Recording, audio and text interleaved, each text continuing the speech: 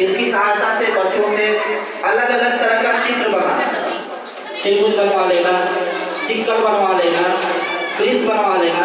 और इसके माध्यम से क्या होगा कि कलर की भी जानकारी होगी कि येलो कौन सा है, पीला कौन सा है, ब्लू कौन सा है, लाल कौन सा है, नीला कौन सा है, हरा कौन सा है।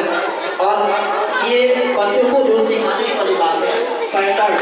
पैटर्न का मतलब कि सामने जो चीज़ है वो गोल है कि त्रिभुज क्या आकार की है, चतुर्भुज क्या है, पंचभुज है, षष्ठभुज है, कितनी भुजाएं हैं, तो वो आकृति इसके माध्यम से बच्चों को सिखाने के लिए हमारे पास उपलब्ध है। उसके बाद यहाँ पर आप ये देख रहे हैं कुछ लिखा हुआ है 10,000 10 इस पे लिखा हुआ है, संख्याएं लिखी हुई हैं। और हम बच्चों को ये बांट करके बोलते हैं, मान लीजिए हमने कहा कि इसमें से तुम्हारे पास है, चलो हमने यहाँ टेबल लगा दिया, हमने कहा इसमें से 60 निकालो, तो देखो किसमें 60 लिखा हुआ है। बच्चा के पहले ढूंढेगा और ढूंढने के बाद अगर वो 60 पहले रिकॉर्ड में निकाल लेता है तो इसका मतलब कि उसको संख्या का ज्ञान हो गया है। तो इस तरह से बच्चों को संख्या ज्ञान इन तीलियों के माध्यम से गिनती सिखाना, ये सरकार की तरफ से हमारे पास है। हिंदी वाक्य रचना की बात है, समय बताना। और जब बच्चा पहले क्लास में इकाई और दहाई से ऊपर बढ़ जाता है तो फिर यहाँ पर इकाई, दहाई, सैकड़ा और हजार तक ले जाता है दूसरे क्लास में। तो ये सारी चीजें हैं। और अब देखिए आपके समझ में 3 तरह के तराजू उपलब्ध हैं। एक तो ये तराजू हो गया, एक ये तराजू हो गया और एक वो तराजू जो कि आजकल ज्यादा प्रचलन है।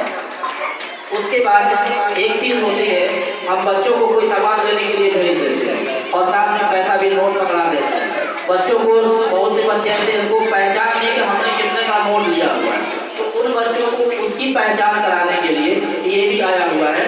और खुद मेरा एक्सपेरिमेंट आपके क्लास 1 के बच्चों के ऊपर था।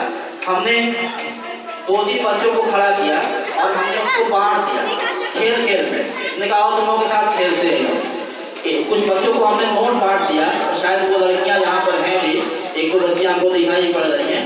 तो हमने एक लड़की को एक 5 का नोट दिया और उसके बाद ये 5 का नोट हमने एक लड़की को दिया और दूसरी लड़की को 1-1 का 5 नोट दे दिया। और हमने पूछा बच्चों से कि बताओ किसके पास ज्यादा पैसा है। तो लड़कों ने किसको बताया, जिसके पास 1-1 रुपए के 5 नोट थे। तो वहाँ हमने फिर उनको बताया कि नहीं, दोनों बराबर है, इसके पास 1-1 रुपए के 5 नोट है और इसके पास सिर्फ एक ही है 5 का नोट, लेकिन दोनों का मात्रा बराबर है। फिर उसके बाद हमने यहाँ पर क्या किया, इस लड़की से कहा कि तुम अपना 1 रुपया निकाल करके उसको दे दो। तो जिसके हाथ में 5 का नोट था उससे हमने पूछा अब बताओ